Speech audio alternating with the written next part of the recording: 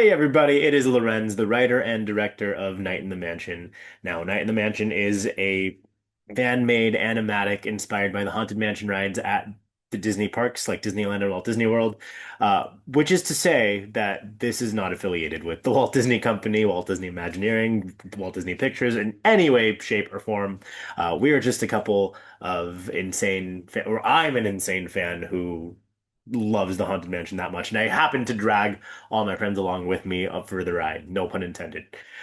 Speaking of my friends, if you follow us on Instagram, I'll leave the handle right here. You'll know that we revealed our first cast member this past week. And today I am sharing that interview that I had with that cast member, my good friend Tessa Grantham, who's playing our Madame Leota. Tessa's one of the greatest people I know, one of the greatest actors that I know. I trusted her wholeheartedly with Madame Leota, and I can't wait for you to hear it because she's great. But until the project is finished, please enjoy this interview, this discussion that I had with her. Record. Recording in progress. Okay, so this is the first interview for Night in the Mansion with my good friend Tessa. Hello, Tessa. Hello, Lorenz. Um, so, well, why don't we get started by telling people who you're playing, if they haven't seen the post already, although I don't know what they'd be doing here if they haven't.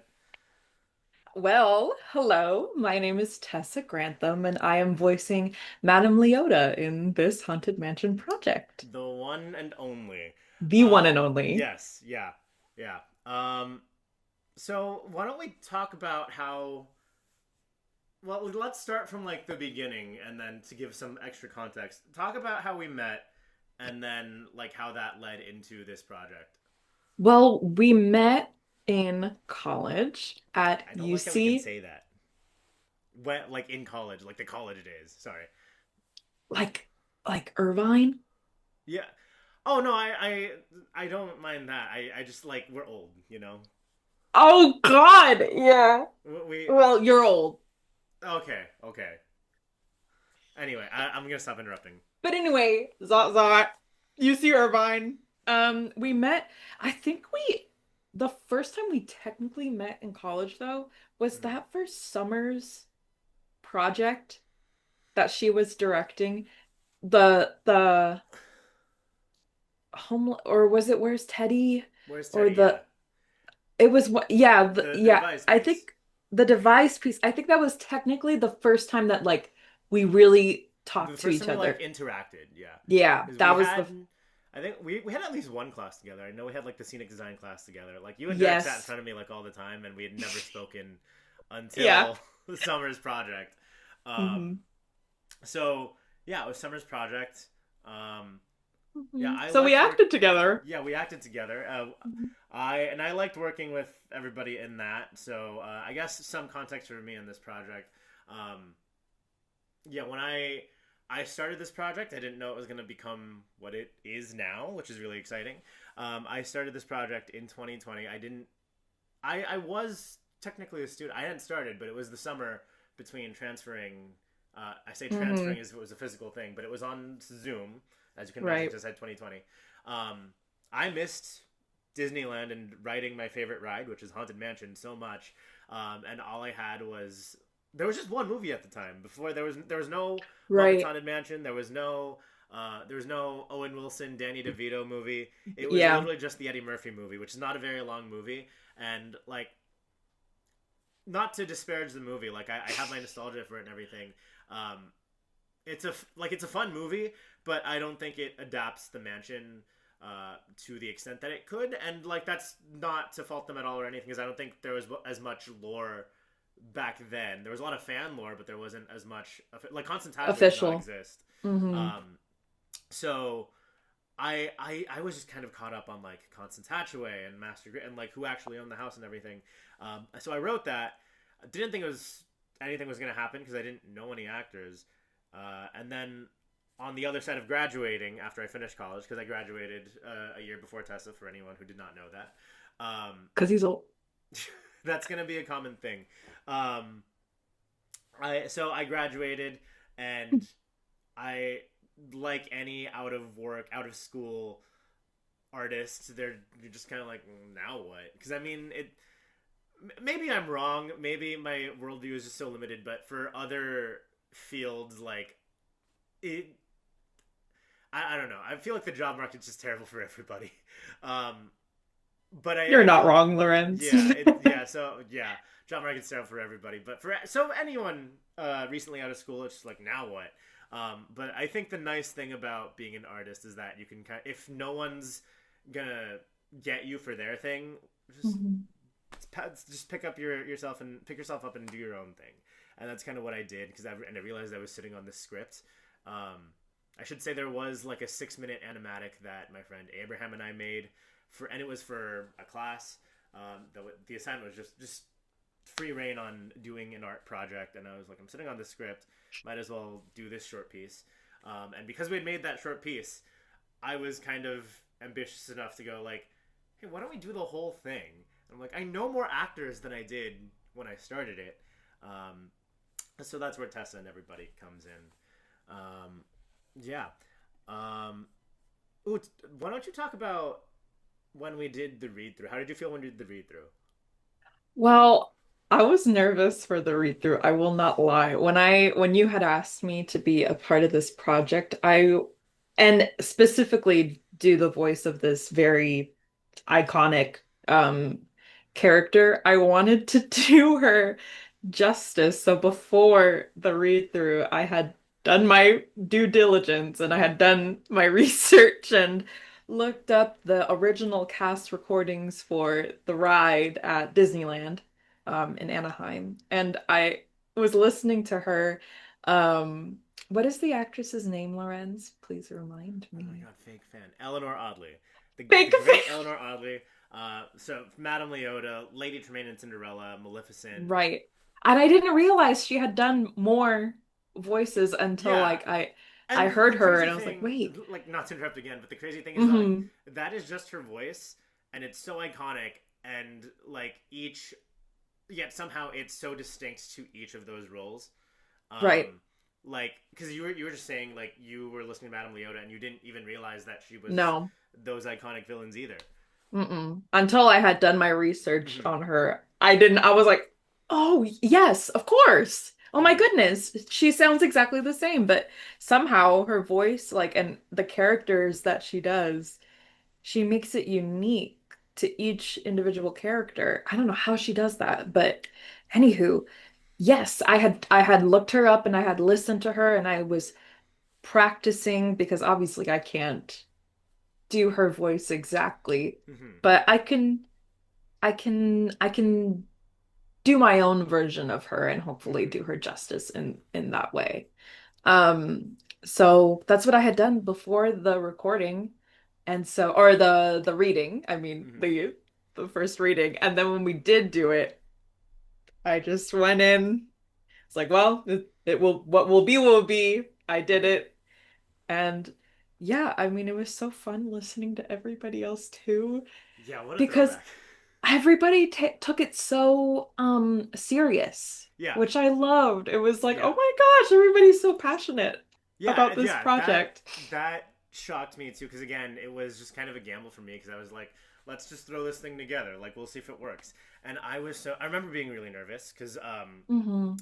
for those of you who do not know, I'm also playing the protagonist in this, and the first like 15 pages of it is just me. So, and then in my head, I was just kind of like, I gathered everybody here to listen to me talk about or like say the lines that I wrote. Um, but I think no one thought of it that way. It seems. Mm-mm. And then Madame Leota comes in, and the first line, Madame Leota's first line in the script is her line in the ride.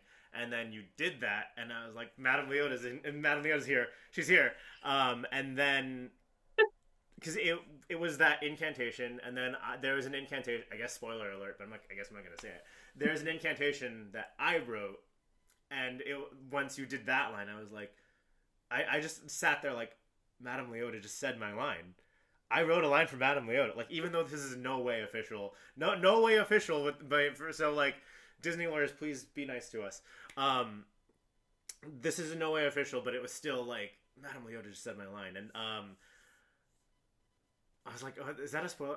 Screw it. Like, who's we have nothing. We have nothing to hide. No. Um, at the very end, because I will say that the script does end with the last thing you hear on the ride, which is technically Madame Leota's line. Some people consider it to be a different character, but Mm-hmm. I consider it to be a Madame Leota thing because it is said by Leota Tombs, the face likeness for Madame Leota. The hurry back line. Uh, I was watching, like I felt it. I felt the anticipation for that line. Like, oh, here it comes, here it comes. Uh, and then I went back and watched the recording of the read through, and everybody was like, ah. So yeah, very excited for everybody to actually hear that. Um, so I guess with that, you said you were nervous because I had asked you to take on this very iconic role. What Hmm. was something that made you say yes to it? Ooh. I mean, the fact that you're my friend. Fair I enough. was just really excited to be a part of something that you had written yourself. Mm-hmm. Mm-hmm. I I don't know, I wanted to be a part of that, but also just the chance, I guess, to see a different side of this character Mm-hmm. that hasn't really been explored like in other media, in other Yeah. films and Yeah. such. I mean, that's why I really love this project that you've done too, because it's a really well thought out story and it's so clear how much you Mm-hmm. you love this ride. This this like I don't know whether or not to call it a franchise, but it's its own distinct thing in the Mm-hmm. Disney canon, as it were. Yeah. And you bring so much lore to it, and it's like I don't know, Yeah. it's a really cool story that I didn't know anything Yeah. about in terms of the ride itself. Mm-hmm. That also, Hmm. I think, goes to the genius of the ride because when they made the ride, they didn't set out to do all this, Hmm. and that is something that people like me have kind of brought to it, where they just kind of plug and play their own interpretations of things and kind of lent itself to this. Um, and I think what I really tried to do was this is gonna sound really weird, but like I thought about what Marvel does whenever they adapt a character. Mm. Because when you see like Thor and Spider Man in the movies, like there's no one interpretation of those characters that led to that. There have been so many writers and artists and things like that. So when Marvel takes a character, like they look at the history of it all, right? So like Right. from their first appearance to their current runs, and so that's kind of the energy that I brought to Haunted Mansion. Because when most people think of Haunted Mansion, they're like, oh yeah, that ride at Disneyland. Hmm. But then there's the Eddie Murphy movie. There's the movie that came out a couple of years ago. There's the Hmm. Muppets have done something. Yeah. That's just the screen adaptations. There's like there's the young adult book series that I pulled some bits of lore from. Mm. There's the video Comics, game. right? Yeah, there's lot of because there was one that came out around the same time the first movie came out. Called like it's I think it was SLG Comics. Yeah. I've been trying to track that one down. There's that one which I pulled a little bit from just from like scouring the wikis and stuff. There was a Marvel comic that came out in like 2015. Hmm. Um, so I really tried to just look at everything and be like, what fits together here? And that's kind of how we got the script we got. Um, yeah.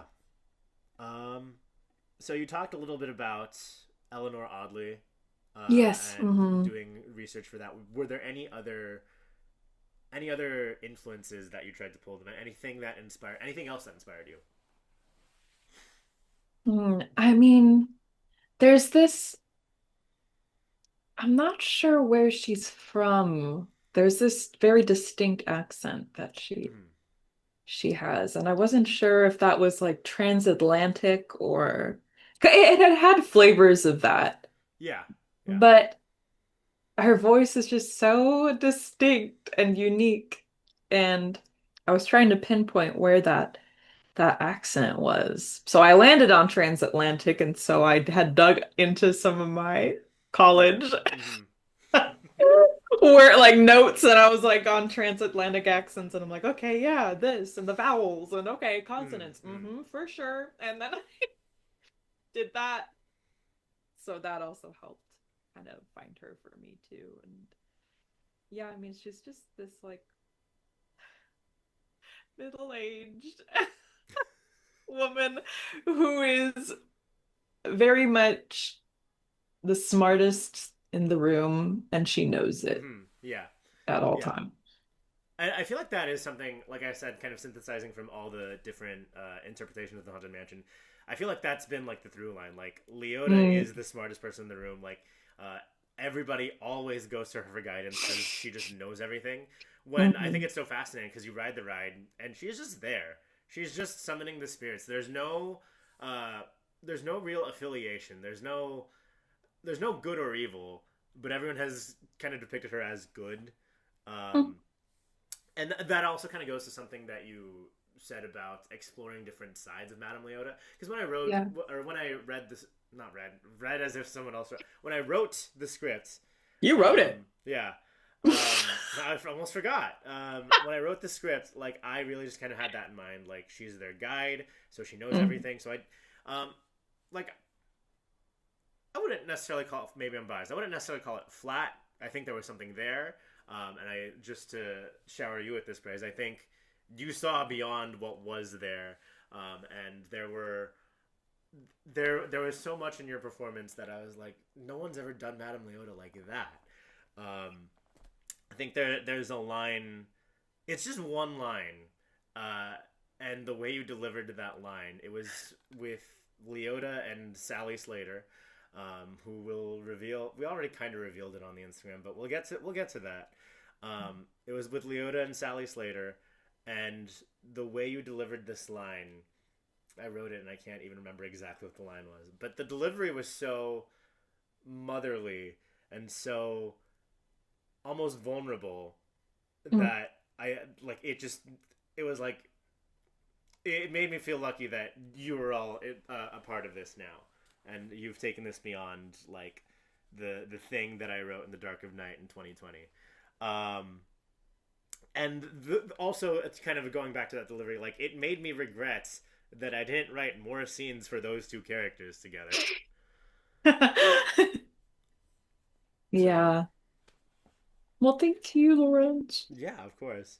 Um, so kind of going back on your influences a little bit and a little bit of that. Um, who is an actor you would like to see play Madame Leota? We've had a lot of great interpretations because she's been an icon in every single adaptation, like Jennifer Tilly, Whoa. Jamie Lee Curtis, Miss Piggy. Um, Icon.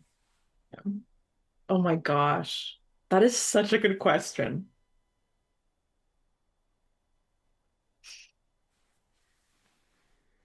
Oh gosh. Maybe, honestly, Meryl. oh, yeah, yeah. I mean, I see it. she would do something very unique with it, I I think, with that role. yeah, I think so. Hmm. Yeah. I don't know why she was the first person that popped into my head. So I'll go with Meryl. What's there's a quote from like Modern Family where it's like Meryl Streep could play Batman and it would be the right choice. Yeah. Yeah. I mean, she's just a freaking chameleon. Yeah, She's yeah, incredible. yeah. But like I said, Leota's been this long line of iconic actresses and Mm. legends, honestly. And you're joined in their ranks, even unofficially. No. Um, No. yeah, even unofficially. Oh, I lost my train of thought. Um, but I guess, yeah, I think you had a very unique challenge in that Madame Leota, other than the Ghost Host, is probably the most iconic character in the ride. Because a lot of the characters in the ride, like the stretching room portraits, were also in this. Like you see them and they're just paintings. Right. The ghost and the like the hitchhiking ghost. You ride by their animatronics and then they're in the mirror with you. They don't say anything. So Right. everybody else kind of had free reign, but you had some pressure there. Now that I'm thinking about it, Uh-huh. yeah, Yeah. I wanted to do her justice yeah, and I because think again, you did. she is so so iconic. Yeah, and I think that kind of goes to trying to do an impression versus like honoring that Right. and bringing something new to it. So I guess with that in mind, has anything about this process or this project has it changed how you view the ride? Yeah. Mm-hmm. Yeah, every time I ride the ride now, I think of your story. I'm like, there's an actual plot going on here. And I know I'm one of the very few who know what this plot is about. I swear. I swear there is a plot, guys. Believe me. And like as you go through the ride, I'm like, oh yeah, there's that scene. Oh yeah, there's that. Oh yeah, I'm I in mean, her okay, boudoir. to I'm in her to to, boudoir. to the credit. I'm in her room. I'm in her home.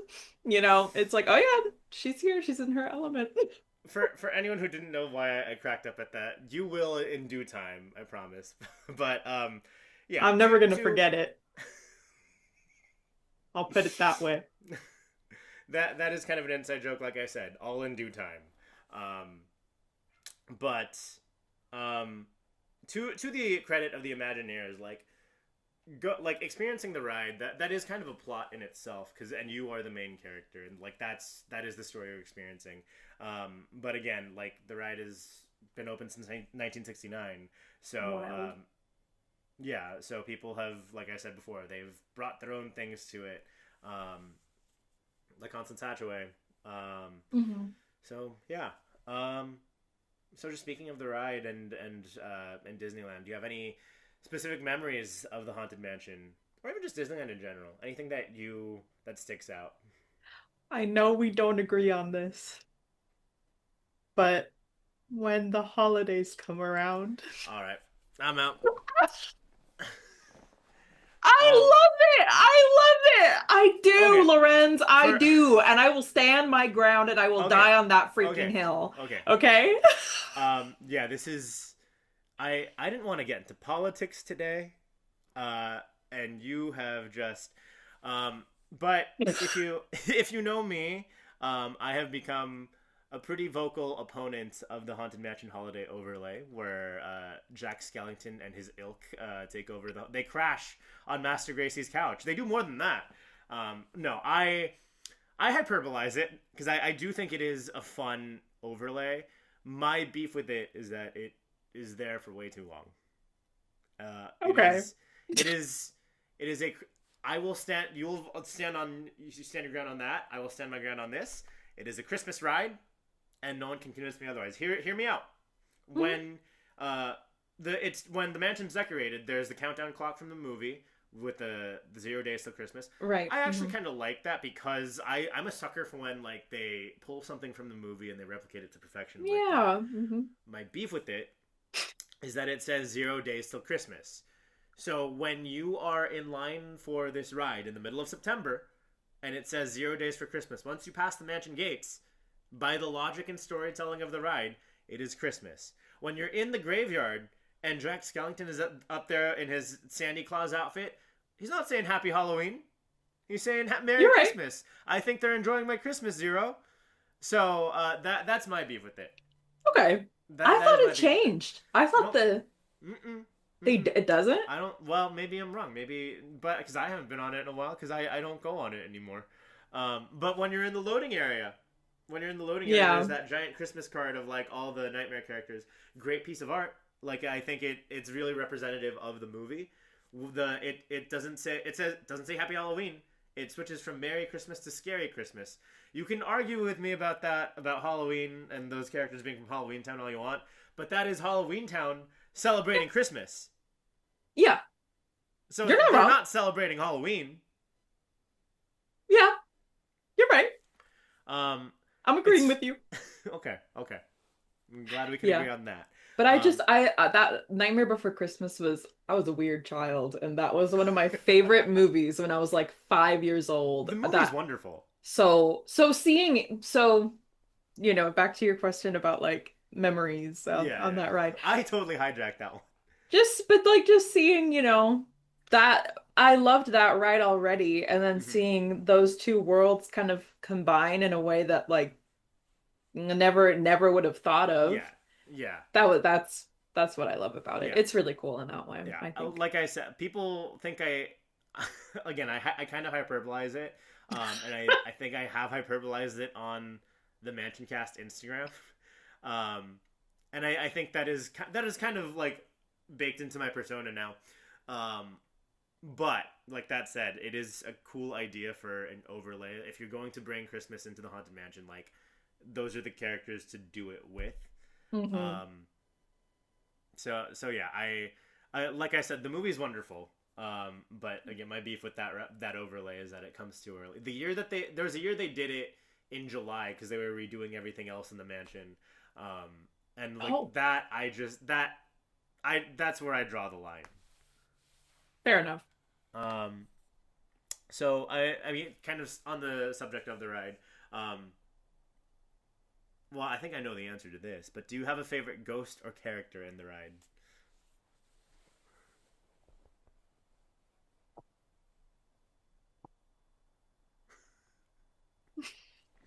Fair enough. Fair enough. Yeah, yeah, I love her. I love her. She's tarot reading. Are you kidding me? Yeah. She is so I adore her. I adore her. There's also that one random ghost that's like on the chandelier in the Pickwick. ball. Pickwick. Yeah. You Yeah, wouldn't know he's his name from riding the ride, but yeah. and that's not like me going like I'm better than you, Tessa. Like that's not information that Silly. is readily available riding the ride. That is one of the things uh, that came after the fact. See the And lore he knows though, guys. See like he's in it. He knows what he's talking about. So yeah, yeah, Pickwick. yeah. Pickwick. I think it was the Marvel comic where I found that name. Oh, okay. I'm sure the name predates that. Because I have the 2023 movie on Blu-ray, and they were talking about there's a bonus feature where they talk about like set dressing and stuff, and like they did like a close up on like one of the bottle like the it's like a bottle in the kitchen that says Pickwick, and they're like we put names from characters on the ride on Oh. these little props that you wouldn't see. So the DNA Oh. of the ride is like baked into that movie as well. Um, That's so cute. I love little details like that. That you yeah, would never see or know I'm otherwise. trying to talk to our artists. That situation is kind of up in the air, but I'm figuring that out. But that is kind of my goal for this project to be. I think this project and the 2023 movie, like we had a lot of similar goals, and that's why I do like that movie so much. Um, yeah, I'm hoping to put in as many of the Easter eggs and stuff from the ride or just the greater mansion lore in general into this. I was gonna say something about that movie, but then I lost my train of thought again. Um, yeah, no. But yeah, it's funny because we do predate that movie. The script predates that movie. Because I think I was writing the outline, and then like a month after I finished it, because again, this was never intended to be a full script. It was just an outline, and then I liked that outline so much that I started writing it as an actual script. Um, I finished the outline and started writing the script, and then I think it was Variety that reported that movie was being made. Um, so yeah. So this next question is kind of switching gears from the mansion and just kind of acting in general. What inspired your creative journey? Like in general? Yeah. Well, oh, this is a cute question. Well, I've kind of always known that I've wanted to be an actor ever since I was little. It's something that I've always known that I wanted to do. I can't pinpoint a specific time in my life where I was like, yes, this is what I want to do. But I know little me Mm-hmm. watching. like Disney Channel Yeah. and things like that. And I remember looking like to my mom and being like, because little me knew that like it wasn't real, that it was Yeah, yeah, yeah. people doing it, and I'm like, I could do that. I want to Yeah. do that. I can play pretend pretty well. Yeah. I could do I that. okay, I think this also kind of goes to the laugh track. Like, yeah, I know it's cheesy and fake, but like that having that laugh track, like for me as a kid, it was like Mm, I'm seeing something funny and like this is even though I was in my room like on Friday night at 7 8 Central, whatever that was, um, yeah. even though I was in my room by myself watching this new episode of like Sweet Life of Zack and Cody or whatever, it was like I'm watching this like the people there are laughing even because I think the Disney Channel shows are or were at least the ones that we grew up with were filmed with like an audience. Right. Um, so just that shared feeling, like the fact that like we're gonna go back to school on Monday and this is all everyone's gonna be talking about. Yeah. Yeah, and I think the fun thing about that is that that is that feeling never really went away as someone who keeps watching movies and plays and things like that. Like I watched, I mean, Stranger Things is still kind of hanging on my head, even though it's been like a week. Um, Hmm. so yeah, so yeah, Yeah. to your point about that. But yeah, I knew that I wanted to like do acting in every form. I wanted to do film, Mm-hmm. plays, theater, and voiceover work, which Mm-hmm. is I really got into voiceover work during 2020 during the pandemic Mm-hmm. when we couldn't really do anything acting wise. And then one of my teachers actually suggested to me this website Mm-hmm. to put to go do auditions on for voiceover projects, and that's how I kind of got started on that and have been very fortunate in that regard. So, You yeah. you want to talk about some of the voiceover work that you've done? Okay. I have okay, to plug myself a little bit, I have a video game that I was a part of coming out either later this year or very early 2027. It's still in development. It's called, I can talk about it now because the Yes. trailer for That it is out. that's why I put that question out there. It's called Unfathomable Titans. It is available to wishlist on Steam Mm-hmm. right now. I play. I can't talk about my character too much, Mm-hmm. but Mm-hmm. some accent work in there. Yeah. She's really really fun. She's a woman in STEM. She's a scientist, so she's Okay. very smart as well. So accent work. So your college notes paid off then. My college notes Mm. paid off. I keep them in my drawer, literally right behind me, just so I can reference them again. So, yes, I have that coming out and maybe some more little interviews like this one Mm-hmm. for that project as well. So, Yeah. I will be honest. Like the fact that this project has taken so long because that read through we talked about was in mhm. 2023.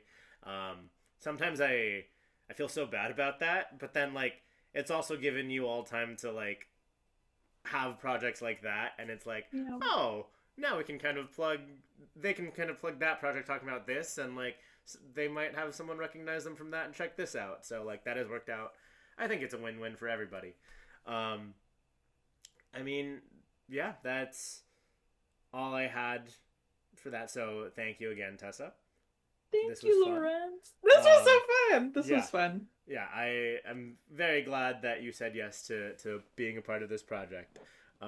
Thank you for asking me. I Yeah, was very honored. of Very, course. and I'm Thank. still honored to be a Yes. part of it. Yeah. I mean, I was editing a lot of the bios and stuff, and like seeing all your guys' credits. I'm like, wow. To think that this started like in the dead of night in the middle of pandemic lockdown, and I knew almost Mhm. none of these people. So that's been wonderful on my end. So I like I'm glad that it has brought as much joy to everybody else as it has to me. So I yeah, know, I can't wait for everybody to see it. yeah, me too. Believe me, me too. Mhm. So with that, I will. That concludes this interview. Stay tuned for some of the other ones coming up.